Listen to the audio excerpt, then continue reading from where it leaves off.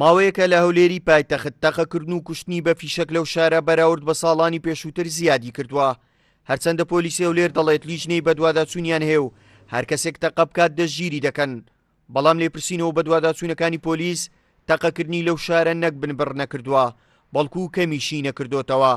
وتەبێژی پۆلیسی هەولێریش دەڵێت ئێمە بە یاسا مامەڵە لەگەڵ ئەو کەسانە دەکەین کە چەک هەڵدەگرن و تەقە دەکەن. وردە ئەوانی کە یاساین و نایاساین ئێمە ئیجراتیان لەگەڵ دەکەین. ئەگە یاساییە لە شوێنە گشتیەکان یان لە کاتی بۆنەکان ئەگەر هەر کاتێک تەقەی پێ بکرێ یانەوەتەیە بە شێوەیەکی ناتەن دروست بەکاربێتن ئێمە ئیجراتیان لەگەڵدا دەکردوە. ئەوەی یاسایژوی دەستی بەسەرتا دەگرین و هەروەها بڕەوانی بەڕێزدادوەری لێکۆڵینەوەی دەکەین. لە هەولێر لە ماوەی ڕابردوو چەندین ڕووداوی کوشتن بە فیشەک ڕوویان داوە. هەندێک لە تۆمەتباران دەستگیر کراون و هەندێکیشیان تا ئێستا لە دەستی یاسا ڕایان کردووە.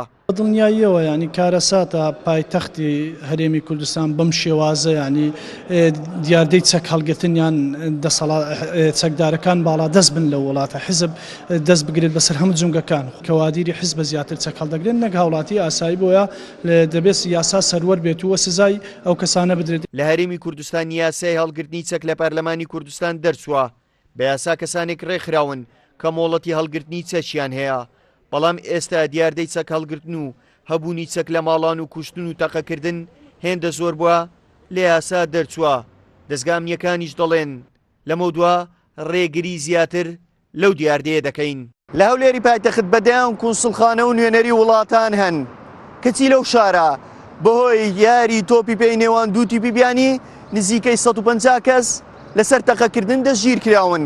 ئەگەر بەیانی بۆنێکی نیشتیمانی نەتەوەیی گەورە هەبێت یا کورد دەوڵەتی سربەخۆ ڕابگەێنێت دەبێت لە ئاسمانی ئەو شارە بەهۆی تەقەکردنەوە چی ڕووبدات و چەند فیشەک بتەقێنرێت.